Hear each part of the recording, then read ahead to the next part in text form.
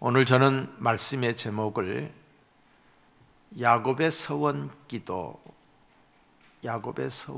기도라고 하는 제목으로서 말씀을 드리고자 합니다. 누구나 한 세상 살다 보면은 원치 않는 위기가 있습니다. 위기의 상황. 위기가 있다고 해서 다 어려움을 당하고 망하고 또한 죽는 것이 아닙니다. 도리어 위기로 인해 복을 받는 사람들, 그 위기 때문에 더 성숙해지는 사람들이 있습니다. 고난을 통해서, 고난의 과정을 지나는 그 과정을 통해서 하나님을 분명하게 확실하게 만나는 사람들도 있어요. 그 대표적인 사람이 욥이에요. 욥. 큰 고난을 당했던 욥이 욥기서 42장에 보시면은 이렇게 말을 합니다. 내가 주께 대하여 귀로 듣기만 하였사오나, 남을 통해서 듣기만 했어요. 그러나 이제는 눈으로 주를 배웁나이다. 고난의 과정을 통과하면서 하나님을 볼 수 있는 눈이 열려졌던 거예요. 또한 큰 고난을 당했던 다윗은 고난의 과정을 통과하고 난 이후에 이렇게 말을 합니다.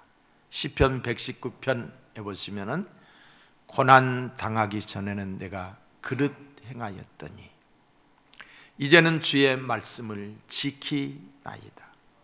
또한 71절에도 보시면은 고난 당하는 것이 내게 유익이라. 이로 말미암아 내가 주의 율례들을 배우게 되었나이다 라고 고백을 하고 있습니다. 평소에 뜨뜻미지근한 신앙을 가지고 살던 사람들도 고난이 닥쳐오면은 고난의 때에 하나님께 부르짖어 기도하다가 하나님으로부터 주시는 은혜를 입어 그의 믿음이 성숙해지고 믿음의 사람으로 하나님께 더 크게 쓰임받는 사람들을 우리는 주위에서 많이 보게 됩니다. 오늘 본문의 주인공 야곱은 자기의 삶을 가리켜서 나그네 인생길, 험악한 세월을 살았다라고 고백을 하고 있어요. 험악한 세월을 살았나이다. 야곱이 바로에게 이르되 내 나그네 길의 세월이 130년이니이다. 나이가 얼마 못 되니 우리 조상 나그네의 길의 연조에 미치지 못하나 험악한 세월을 살았다라고 그의 인생의 뒤안길을 고백하고 있어요. 야곱에게는 성경에 기록되어 있는 것만 보더라도 크게 3번의 고난의 때가 고비고비가 있었습니다. 야곱은 그때마다 하나님을 새롭게 만나고 새로운 인생의 장이 열리게 되는 것을 보게 됩니다. 야복강변에서 천사와 씨름하는 때가 있었어요. 왜? 형이 400명의 군사를 거느리고 자기를 향하여 다가오고 있다는 소리를 듣고서 그가 하나님께 기도했던 것을 보게 됩니다. 뿐만 아니라 하란에 갔다가 돌아오는 과정에서 사랑하는 딸 디나가 성폭행을 당함으로 인해서 그의 오라비들이 그 성에 거하는 사람들을 다 죽여요. 비비린내라는 살육을 내요. 이로 인해서 야곱이 깨닫게 됩니다. 큰일 났다. 이러다가는 우리 가족, 우리 식구들 전체가 다 몰살을 당하겠다. 그런 위기 상황에 되기도 했습니다. 오늘 본문의 상황도 위기의 상황입니다. 정든 고향 부모 형제를 떠나지 아니하면 아니 되는 이 절박한 상황, 한번 생각을 해보세요. 그 상황이 가정이 얼마나 불편했을까. 부모는 부모대로, 야곱은 야곱대로 얼마나 힘들었을까. 야곱이 형 에서를 피하여 하란으로 도망을 가다가 밤이 되어 돌베개를 하고서 잠이 들었는데 꿈속에서 하나님을 만납니다. 오늘 본문이 바로 그런 내용이에요. 하늘 문이 열리고 천사들이 땅에서부터 하늘까지 사닥다리가 다해져 있는데 그 사닥다리를 타고서 오르락 내리락 하는 광경을 보았습니다. 사닥다리 꼭대기 위에 하나님이 계시는데 하나님께서 말씀을 하셨어요. 꿈속에서 하나님의 음성을 들어요. 그 음성이 바로 15절에 있는 말씀이에요. 내가 너와 함께 있어. 내가 어디로 가든지 너를 지키며 너를 이끌어 이 땅으로 돌아오게 할지라. 내가 내게 허락한 것을 다 이루기까지 너를 떠나지 아니하리라 하신지라. 하나님의 임재를 경험하신 거예요. 하나님의 임재. 그리고 난 다음에 야곱이 잠에서 깨어났습니다. 잠에서 깨어나서 그가 16절로 17절의 말씀을 보면 여호와께서 과연 여기 계시거늘 내가 알지 못하였도다. 이에 두려워하여 이르되 두렵도다. 이곳이요, 이것은 다름 아닌 하나님의 집이요 하늘의 문이로다. 가장 어렵고 힘들고 고독하고 외로운 때에 자기 혼자만이 아니었다라고, 혼자만이라고 생각을 했는데 함께 하시는 하나님이 함께 하심을 경험하고 그는 두려워했습니다. 왜 두려워했어요? 안 익으신 것이 없으신 무소부재의 하나님을 만나고 나니 거룩한 두려움이 생겨진 거예요. 지금도 내 곁에 계시는구나. 지금도 나와 함께 하시는구나. 언제나 나와 함께 하시는 사실을 깨닫고 보니 거룩한 두려움이 생긴 거예요. 거룩한 떨림이 생긴 거예요. 왜 사람들이 쉽게 죄를 범합니까? 하나님이 모른다고 생각하니까, 하나님이 안 본다고 생각하니까. 그런데 하나님이 나와 함께 하신다라고 거룩한 두려움, 경건함이 생겨진 거지. 사랑하는 성도 여러분, 하나님은 지금 이곳 바로 여기에서 우리의 예배를 받고 계십니다.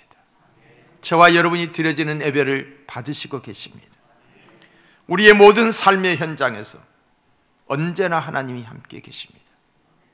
그것을 인정하고 그것을 의식하는 것이 바로 믿음 생활이에요. 어느 것을 가든 무슨 일을 하든 하나님이 나와 함께 하신다. 이것을 의식하고 이 사실을 인정하는 것이 믿음의 생활이에요. 여러분이 성공하고 승리한 그곳에만 하나님이 계신 것이 아니에요. 내가 실패하고 저러는 지금 고난의 과정을 통과하고 쓰러져 있는 그 자리에도 하나님이 함께 계시는 것입니다. 항상 나와 함께 하시는 하나님 앞에서 경건한 삶을 살 수 있기를 주님의 이름으로 축원합니다.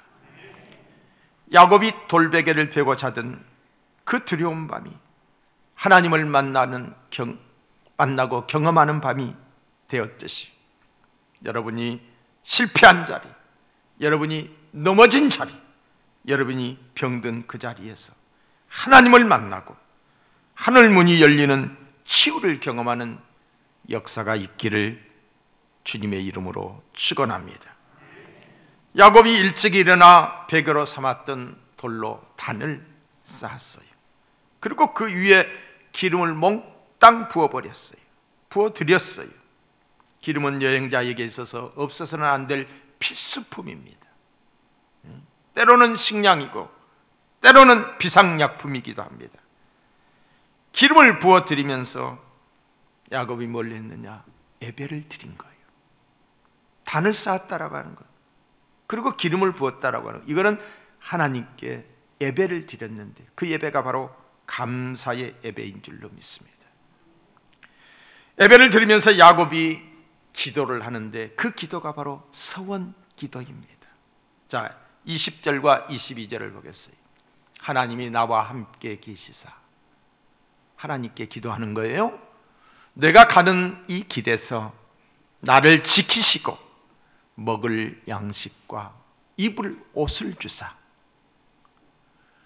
나로 평안히 아비 집으로 돌아오게 하시오면 여호와께서 나의 하나님이 되실 것이요. 응?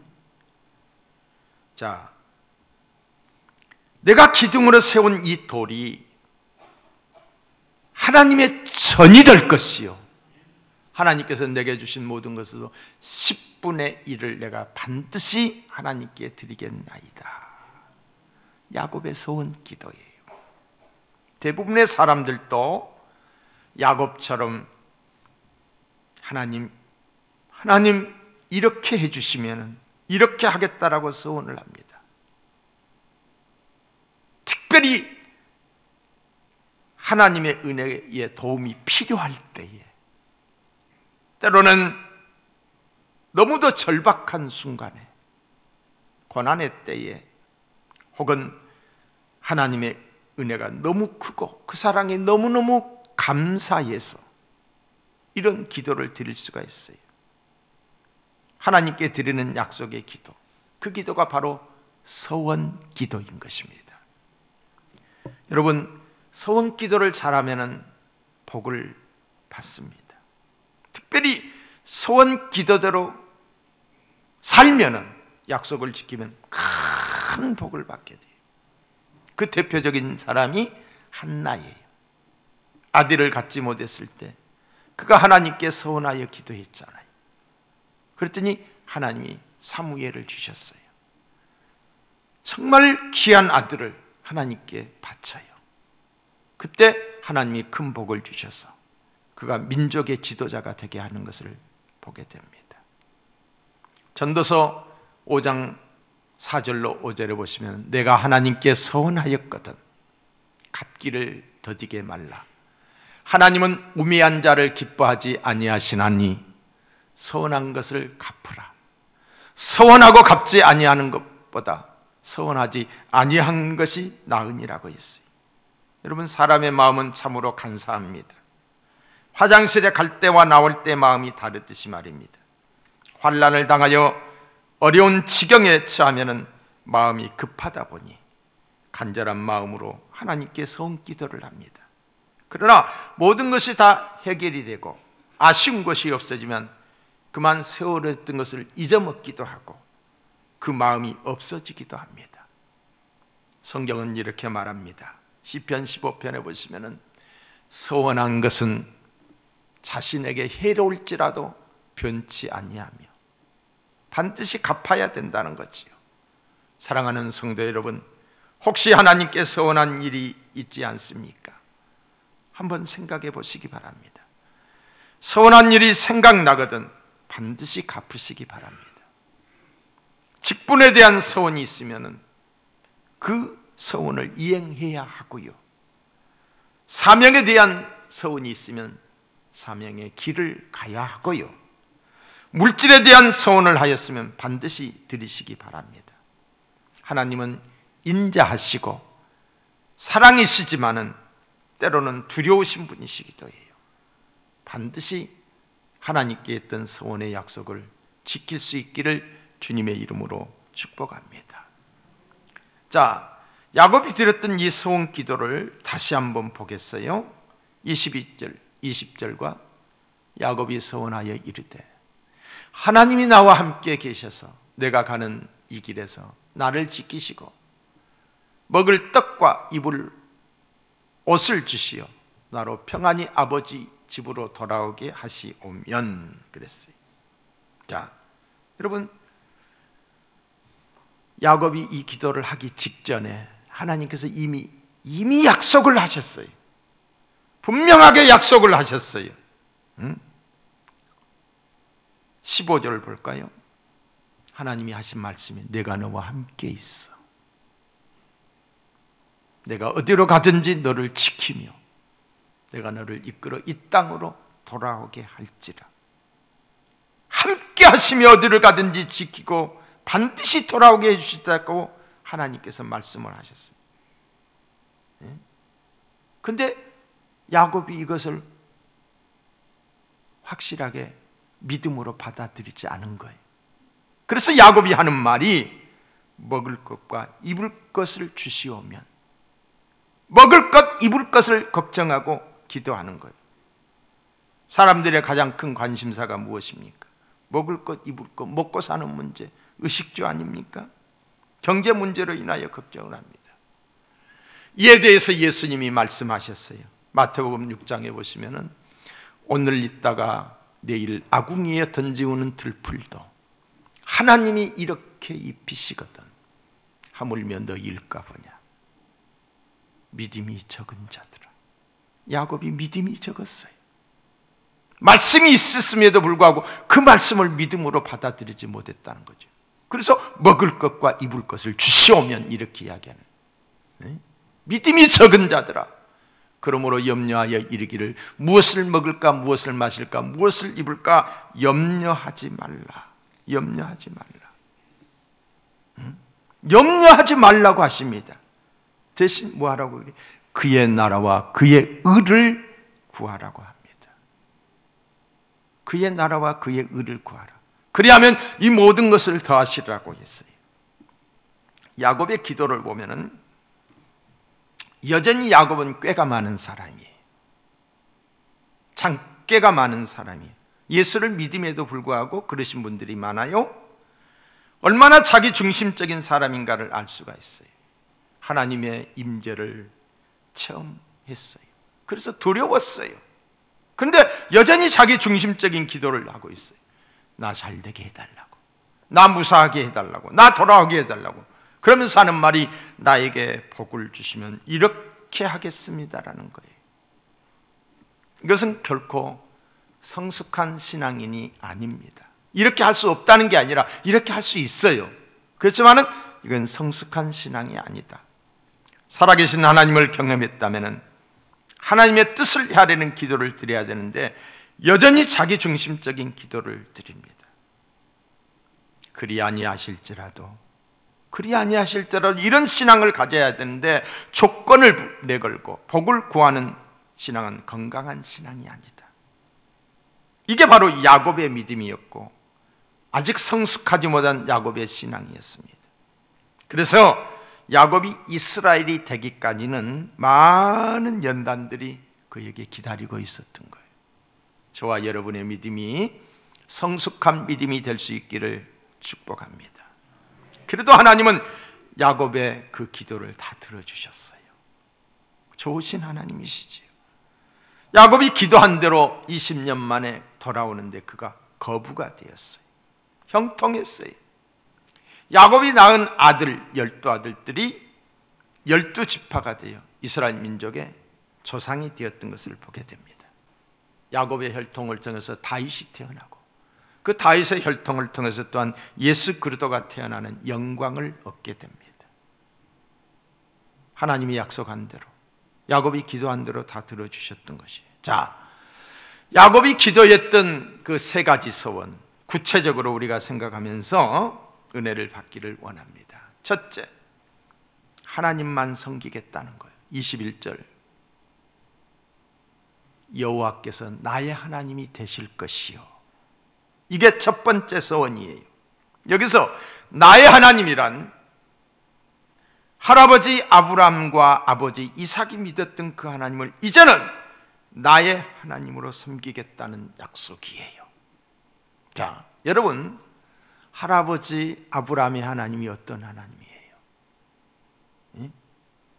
아들 이삭을 모리아산에 가서 제단에 올려놓고서 그 아이를 잡아서 죽여서 하나님께 드리려고 했던 그 신앙이에요. 얼마나 하나님의 임재, 하나님을 확신했으면 그랬을까? 이삭의 신앙은 어떤 신앙이었어요? 아버지가 그를 묶어서 제물이 되어서 바치려고 할 때 날 잡으시오 하고 가만히 있었던 신앙이에요. 이 신앙, 그 하나님이, 여호와 이레의 하나님이 모리아산에 나의 하나님이라는 거예요. 어쩌면 야곱은 모태신앙이었어요. 야곱은 지금까지 부모의 믿음으로 하나님을 부르며 살았지만은 진정 나의 하나님으로 온전히 받아들이지는 못했던 것입니다. 그러나 이제는 나의 하나님으로 섬기겠다는 약속이에요. 살아계신 하나님이 내 하나님이 돼야 돼. 힘이 되신 하나님이 나의 하나님이 돼야 돼요. 나의 하나님. 여러분, 우리 교회 안에도 모태 신자들이 많이 있습니다. 부모님의 믿음으로 교회에 나온 사람들이지요. 부모님의 믿음으로 천국 가는 것은 결코 아닙니다. 내 신앙 고백이 없으면 구원받지 못합니다. 이제는 부모님의 하나님을 나의 하나님으로 받아들이시기 바랍니다. 예수님을 나의 구주로 인격적으로 받아들여야 돼요.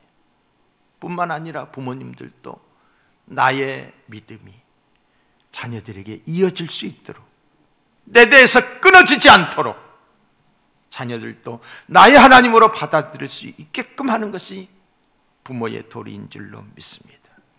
자, 더 나아가서 하나님이 나의 하나님이 되실 것이라고 하는 이 표현은 더 나아가서 다른 신을 섬기거나 무신론자로 살지 않겠다고 평생 하나님만을 나의 하나님으로 섬기기로 약속하는 것입니다. 여호수아는 자기 민족을 앞에 세우고서 이렇게 말합니다. 여호수아 24장에 보시면 오직 나와 내 집은 여호와를 섬기겠노라. 여호와 하나님만을 섬기겠노라고 선포했어요. 시편 144편에 보시면은 여호와를 자기 하나님으로 삼는 백성은 복이 있도다라고 말을 했어요. 세상에 있는 온갖 우상과 거짓 신들을 섬기지 않고 오직 여호와를 나의 하나님으로 섬기는 사람은 복이 있는 사람인 줄로 있습니다. 어떤 사람들은 믿음이 있는 것 같은데 주관이 분명하지 못해요. 뿌리가 깊지 못해요. 이리저리 끌려다녀요. 이리 흔들리고 저리 흔들려요. 그래서 하나님을 섬기다가 더러는 이단에 빠지기도 하고, 더러는 권사라는 사람이 전보로 가기도 해요. 무당을 찾아가기도 한다 이 말이에요. 이사야 26장 3절에 보시면은 주께서 심지가 견고한 자를 평강하고 평강하도록 지키시리니 이는 그가 주를 신뢰함이라고 그랬어요. 평강하고 평강하도록, 이게 뭐예요? 완전한 평안을 이야기하는 거예요. 심지가 견고한 자를, 뿌리 깊은 나무처럼 하나님께 뿌리를 깊이 내리면은 하나님이 평안한 마음을 주시는 줄로 믿습니다. 믿음의 선진들은 이 믿음을 지키기 위하여 온갖 박해를 당하고 핍박을 받으면서도 그들이 흔들리지 아니하고 이겼습니다. 거짓말이라도 하나님을 믿지 않겠다고 말만 하면 살려주겠다라고 했지만 미련스럽게 그들이 고난의 길을 걸어야 했고 더러는 순교를 당하기도 했습니다.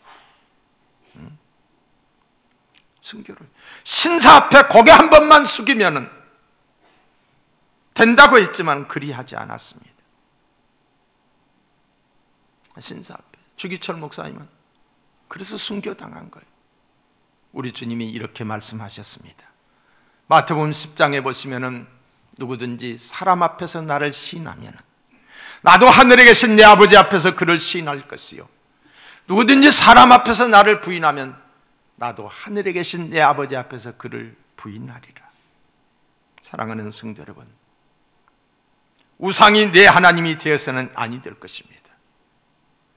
세상의 그 무엇을 하나님처럼 섬겨서도 아니 될 것입니다. 오직 여호와 하나님만을 믿고 하나님만을 사랑하겠다 그러고 서원하는 저와 여러분이 되시기를 주님의 이름으로 축복합니다. 두 번째로는 평생 예배하며 살겠다라고 서약을 합니다. 예배자가 되겠다라고. 자, 22절 다시 비춰주세요. 내가 기둥으로 세운 이 돌이 하나님의 집, 하나님의 전이 될 것이요. 하나님의 전이 될 거예요. 이 전이 뭐예요? 성전을 의미합니다. 성전.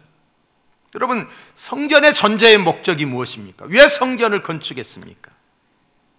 가장 큰 목적은 예배예요. 이것에 교육도 있고 친교도 있고 봉사도 있고 전도도 있지만 가장 중요한 것은 하나님과 나와의 관계를 이어주는 예배, 예배가 가장 소중한 거예요. 예배를 드리기 위해서 성전을 건축한 거예요. 야곱의 소원은 20년이 지난 후에 베델에 올라가 단을 쌓음으로 전이 이루어집니다. 전이 이루어져요. 20년 만에 돌아가지고 베델에 올라가서 단을 쌓고 하나님께 예배를 드리잖아요. 이어서 그 단이 어떻게 발전하느냐? 모세의 성막으로 발전합니다. 광야에 나갔을 때 성막을 쳐요. 그리고 그곳에 하나님의 임재가 있었던 것을, 그것을 중심으로서 구름 기둥이 떠오르고 불 기둥이 떠올랐던 것을 보게 됩니다.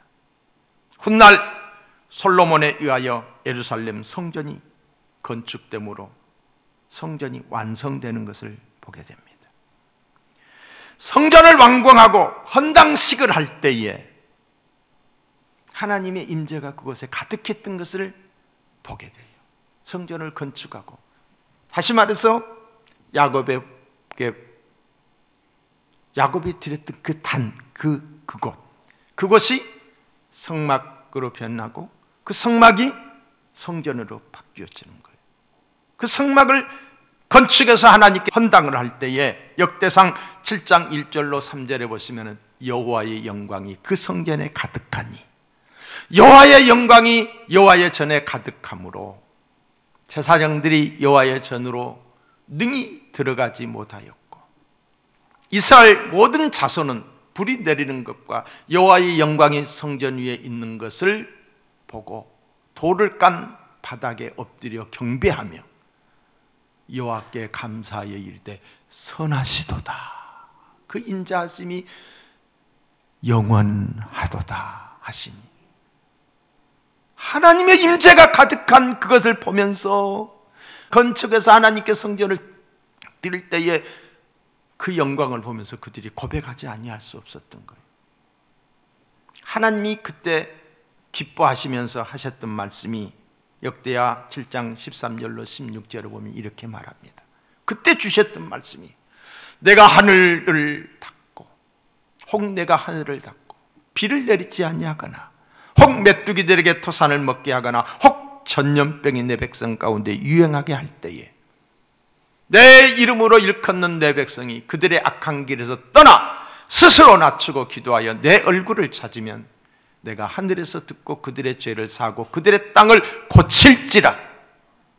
이제 이곳에서 하는, 이곳이 어디? 성전이.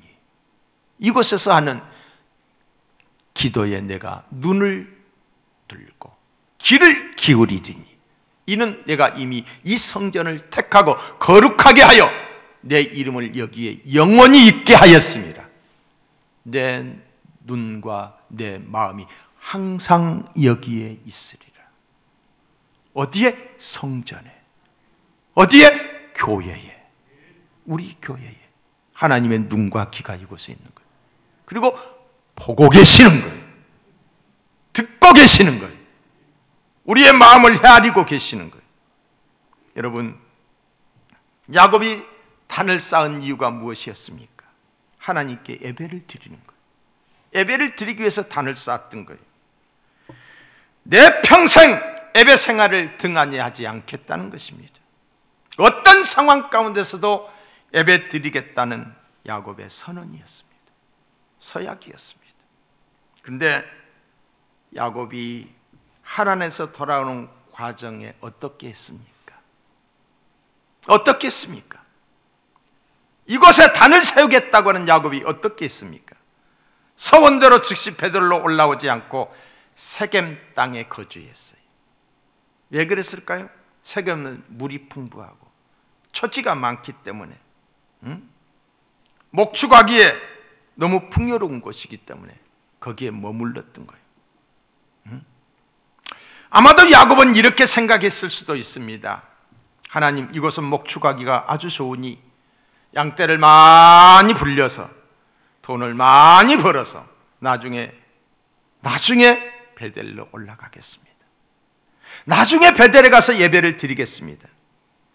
뭐예요? 안 가겠다는 게 아니에요. 가기는 간데 나중에 가겠다는 거. 여러분, 출애굽기 8장 25절에 보시면은 모세가 바로에게 말합니다. 우리를 보내달라고. 우리가 광야에 나가서 여호와 하나님께 예배를 드리겠다고. 그러니까 바로가 하는 말이, 그래 가기는 예배를 드리기는 드려라. 그러나 가지 말고 이곳에서 예배 드려라. 계속 거기 읽어보시면 나중에는 바로가 말합니다. 장정 아이들은 남겨놓고 너희들만 가서 예배 드려라. 예배 드리지 말라고 한 게 아니에요. 여기서 예배 드려라. 아이들은 남겨놓고 너희들만 가서 예배 드려라.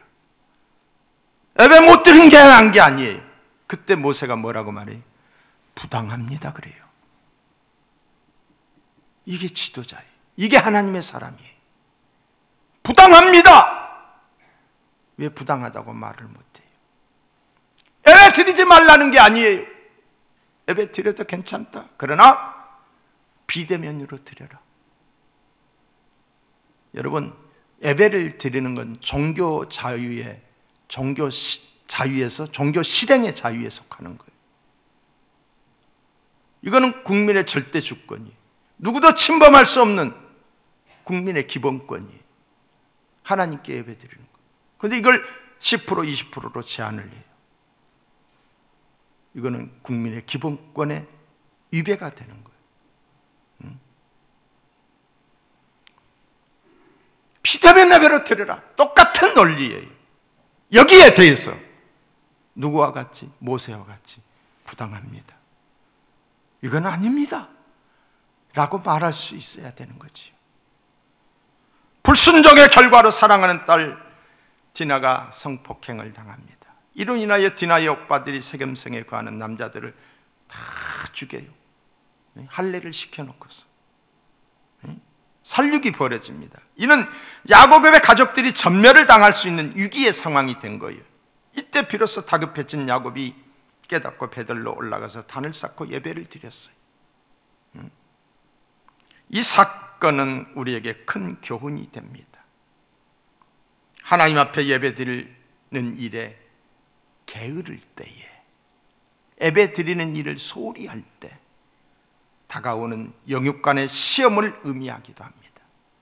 딸이 폭행을 당하듯이 세상죄에 넘어지고 고난이 닥쳐온다는 것이지. 그러므로 우리 성도님들은 예배의 성공자가 되시기를, 예배의 성공자가 되시기를 주님의 이름으로 축원합니다. 여러분, 예배를 드리면서 코로나에 걸릴 확률은 0.0000001%도 안 됩니다. 왜 그러느냐? 지금 여러분, 우리가 지금 하나님께 예배를 드리고 있잖아요. 전방을 다 주시하고 있잖아요. 서로 마주보지 않잖아요. 다 마스크를 썼잖아요. 그렇죠? 거리두기를 하고 있잖아요. 이런 상황에서는 예배를 드리는 과정에서는 절대로 코로나 걸리지 않습니다. 그러면 교회에서 지금까지 확진자들이 나왔던 사람들은 어떤 사람인가? 같이 밥 먹은 사람들, 같이 소그룹으로 모여서 교제했던 사람들, 가까운 거리에서. 예배를 드리면서는 나온 게 없어요. 통계치도 없어요. 예배를 드리면서는 안전하다 이 말이에요. 그런데 예배를 통제하고 있는 것은, 그래서 이거는 종교 탄압이라고 볼 수밖에 없는 거예요. 받아들일 수 없는 거예요. 여러분, 인천의 도시철도 여러분 뉴스에 보셨잖아요.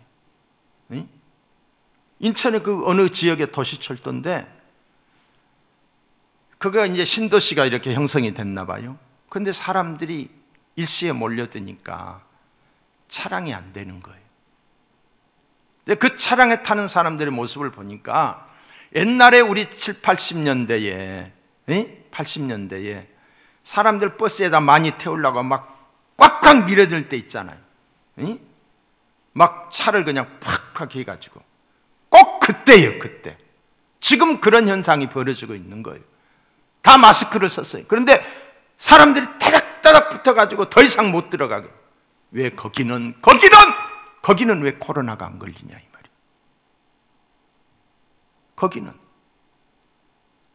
코로나가 어떤 지역에만 있는 게 아니잖아요. 거기는 왜 그대로 놔두냐고요. 근데 왜 교회만? 애식장도, 장례식장도, 공연장도, 백화점도 거리두기 없어요. 백화점은 특별히 인원 제한도 없어요. 이런 불공평함. 여러분, 교회에서 예배를 드리면서 예배를 드리는 이곳에는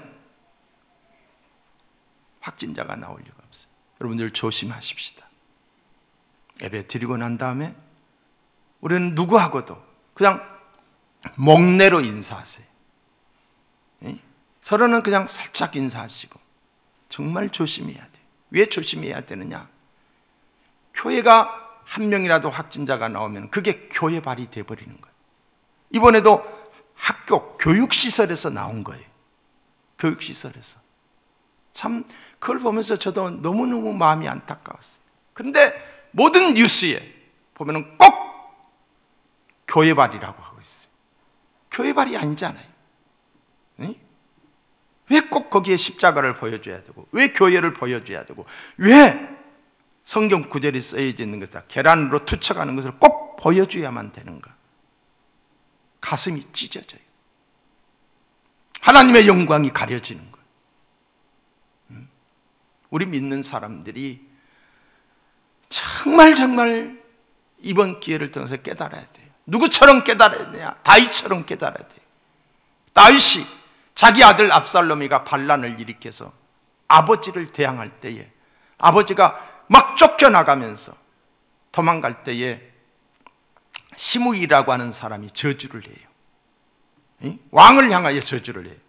옆에 있던 부하가 저거 죽일까요? 그렇게 물었어요. 가만 놔두라. 다윗이 하는 말이 저를 통해서 하나님이 나에게 말씀하시는 것이다. 코로나를 통해서 하나님이 우리 교회에 말씀하시는 거예요.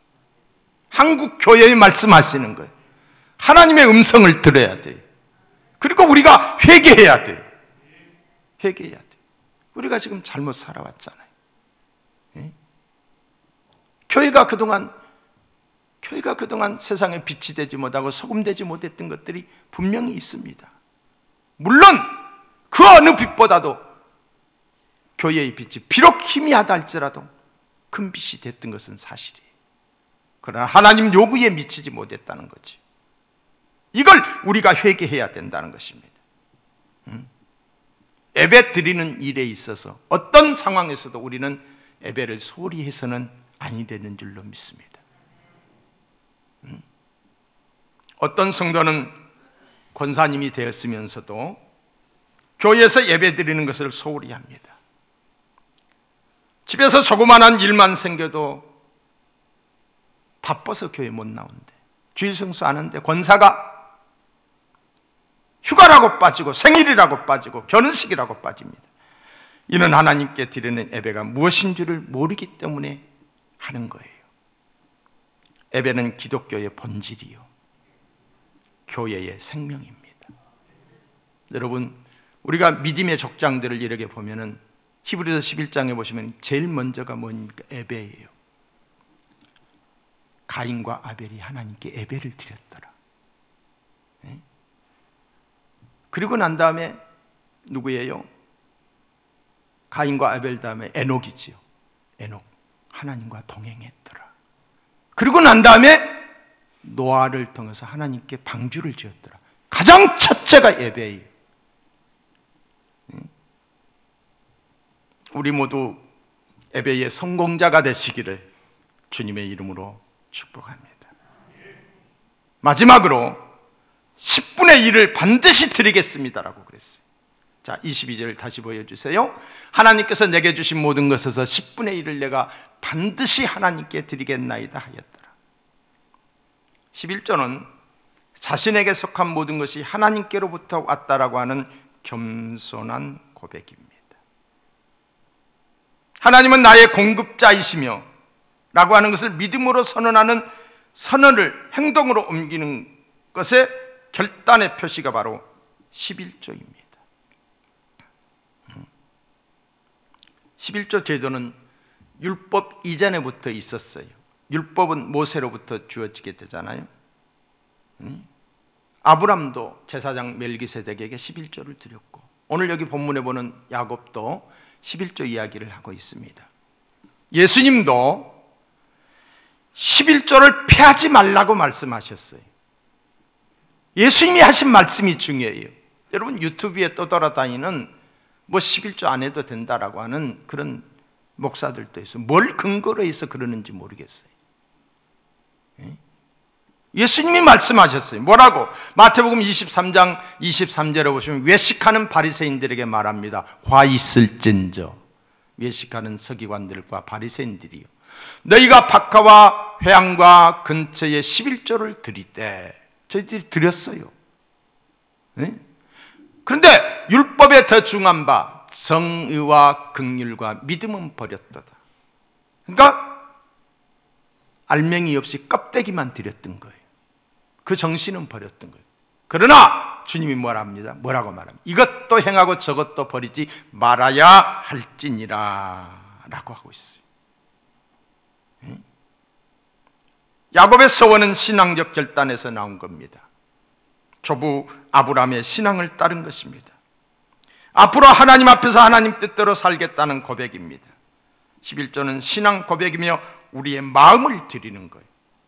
하나님은 우리의 돈을 원하시는 것이 아니라 우리의 마음을 원해요. 내 마음이 있는 곳에 물질이 있다고 그랬잖아요. 내 물질이 있는 곳에 내 마음이 있다고 그랬어요. 그러니까 마음을 드려야 되는 거죠. 마음을. 많은 성도들이 10의 1조를 드리면서도 정작 10의 1조를 하지 않는 사람들이 될 수 있다는 거죠. 왜? 마음을 드리지 아니하니까. 기쁜 마음으로 하나님께 드릴 때 비로소 11조 하는 성도가 되는 줄로 믿습니다. 뿐만 아니라 11조는 축복의 씨앗이 종자예요. 하나님이 종자로 우리에게 11조를 요구하시는 거예요. 우리 것을 빼앗고자 하는 것이 아니에요. 그러면서 하나님이 하늘 문을 열고 너에게 복이 쌓을 것이 없도록 붙지 아니하고 보라고 약속을 하셨습니다. 11조는 하나님의 종들의 생활을 책임지면서 불쌍하고 가난한 사람들을 구제하기 위한 목적이 11조예요. 이게 구약 성경에 그대로 약속이 되어 있습니다. 그러므로 11조는 하나님의 사역과 하나님 사랑의 정신이며 하나님 사랑의 실천이 이웃 사랑으로 이어지는 거예요. 드려진 물질들이 이웃을 위하여 쓰여져야 된다는 거지요. 사랑하는 성도 여러분, 광야에서 야곱이 했던 서원이 저와 여러분 우리 모두에게도 이 서원이 있어지기를 주님의 이름으로 축복합니다. 내 평생, 일평생 하나님만 섬기겠다라고 서원하십시다. 내 평생에 하나님께 예배하는 데 있어서 소홀하지 않겠다. 신령과 진정으로 하나님께 예배의 성공자가 되겠다. 아멘. 10의 1조를 드림으로 사랑을 실천하는 저와 여러분이 될 수 있기를 주님의 이름으로 축원합니다. 기도하시겠어요?